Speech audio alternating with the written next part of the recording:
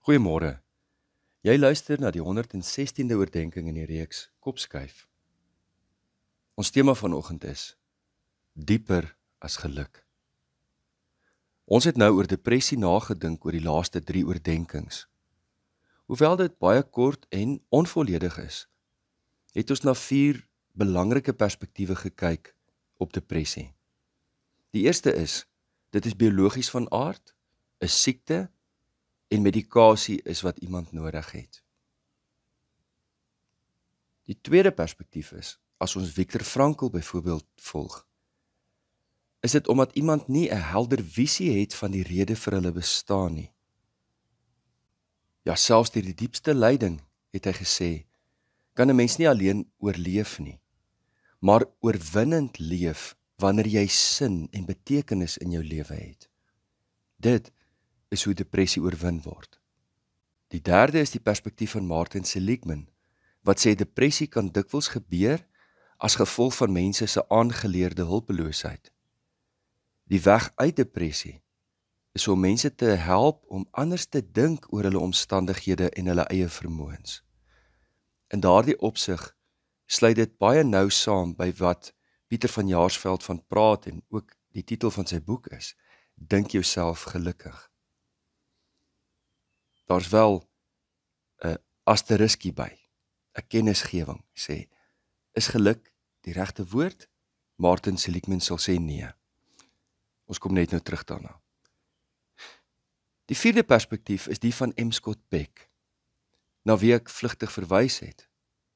En hy sê dat depressie die gevolg is van 'n weiering om deur jou pyn te werk. Alleen wanneer jy diep en ernstig jou pyn, die pyn van jou verlede, die lyding wat daar in jou lewe is, wanneer jy dit in die oë kyk, vierkantig in die oë kyk, en deur daardie pyn werk, kan jy depressie oorkom. Ek sou nie noodwendig 'n keuse maak tussen die bogenoemde nie, maar ek dink almal kan op 'n gegeewe tydstip of selfs gesamentlike rol speel. Wanneer iemand vir 'n lang tyd in pyn is, kan dit verseker depressie veroorsaak. En daarom dink ek 'n biologiese interpretasie is van pas in daardie opsig. Maar dit kan ook wees dat pyn daardie persoon se toekomsvisie wegneem, dat hulle die hede in die toekoms inprojekteer en dink, het sal nooit weer beter gaan nie. Of dit laat hulle hulpeloos en sê, ek het nou alles probeer, niks help nie. Het kan ook wees dat daardie pyn hulle herinner aan die magteloosheid van hulle kinderjare, seer van hulle kinderjare, en dies meer. Maar ek wil graag hê ons moet vanuit depressie terugbeweeg nou na die middelpunt van ons gesprek. Depressie staan nie vir my noodwendig teenoor geluk nie, maar soos ons nou sal sien, is dikwels 'n weg om uiteindelik gelukkig te wees. Is vreemd, nê? Dis vreemd dat depressie juis 'n weg kan wees tot groter geluk. In tye van swaar kry voel dit egter of geluk die verkeerde barometer van 'n mens se lewe is. Jy kan sinvol leef al voel jy nie gelukkig nie. Ek vind dit vreemd dat Pieter van Jaarsveld sy boek die titel gegee het. Hy verwys na Martin Seligman en Frankl en dies meer. So, dink jouself gelukkig is vir my 'n arm titel. Dit mag wees, soos dit baie dikwels gebeur, dat die uitgewer besluit het op die titel. Hoe dit ook al sê, is nie 'n goeie titel nie. Ek hou van die boek, baie, maar ek hou nie van die titel nie. Want ek dink nie geluk is die belangrikste of hoogste vorm van lewe nie. En ek dink ook nie jy kan jouself altyd gelukkig dink nie. Maar jy kan deur jou denke by ander plekke uitkom. By iets soos vreugde, lewensvreugde, lewenstevredenheid. Al voel jy nie gelukkig nie. Kom ek verduidelik. Viktor Frankl het gesê dat geluk nooit 'n doel of strewe op sigself kan wees nie. Hy het gesê, as jy na geluk soek, sal jy dit nooit vind nie. Geluk is soos die mirage op die horison van 'n warm dag. In die verte sien jy die water lê. Jy is so dors en jy hardloop nader om jou dors te les. Maar as jy daar kom, is geluk weer vooruit. Jy gaan dit nooit kan inhaal nie. Dis altyd vorentoe, daar ergens in die toekoms. Waar pas geluk dan in? Frankl sê geluk is die neuweproduk daarvan, is die side effect, om sin en betekenis in jou lewe te vind. Kom ons dink aan die volgende metafoor. Kom ons vergelyk geluk met vrugte. 'n Boer kan nie vrugte produseer nie. Vruggies kan nie daar in die lug hang nie. Jy stap so deur die land en sê, "Jessie, kyk hoe hang hierdie lemoene hier in die lug."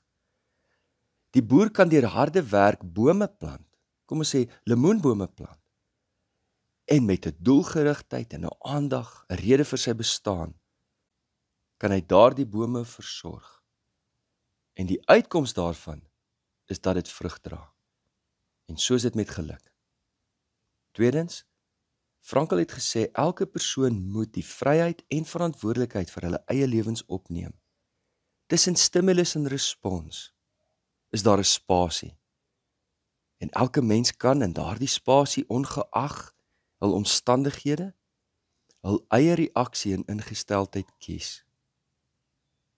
Derdens, Frankl het gesê dat pyn en lyding onvermydelik is in die lewe. Wat maak jy dan in sulke tye as geluk jou doelstelling is? Wag jy totdat pyn en lyding nie meer deel is van jou lewe nie? Of die lewe nie? Nee, pyn en lyding is dikwels, en die hele geskiedenis is vol voorbeelde daarvan, juis 'n weg wat mense gelei het tot persoonlike groei en vervulling, tot groter wysheid en deursettingsvermoë. Ja, Paulus sê, deur pyn en lyding kom ons juis tot 'n gesuiwerde geloof. Petrus het tot dieselfde gevolgtrekking gekom. Vierdens, Frankl sê ware geluk spruit voort uit wat hy noem selftranscendensie. Ek weet dit is 'n groot woord, maar ek is mal daaroor om te dink aan die lewe as 'n proses van selftranscendensie, om te fokus op iets groter as jou eie begeertes en geluk. Mense vind lewensvervulling wanneer hulle ander liefhet, wanneer jy ander dien, wanneer jy jouself wy aan 'n doel groter as jouself. Ons kan dit anders en beter sê. Dis om jou lewe te wy aan iemand, hoofletter, groter as jouself. Wat dink jy sou 'n beter titel vir die boek gewees het? Kom ons bid saam. Here, ons bid dat U deur ons pyn en lyding, maar ook deur ons tye van vreugde en geluk, opnuut sal lei tot sin en betekenis van hierdie lewe, die lewe wat U vir ons gegee het, waartoe U ons geroep het, waarop ons hele lewensbestaan gerig is. Geef vir ons, Here, so 'n lewenstevredenheid, 'n lewensvreugde, wat daaruit voortspruit dat ons U dien. Ons bid vir mekaar in hierdie dae, in Jesus naam. Amen. Let daarop dat môre 'n vakansiedag is, maandagoggend, as dit die Here se wil is, kuier ons weer saam. Liefde en 'n geseënde lang naweek vir elkeen.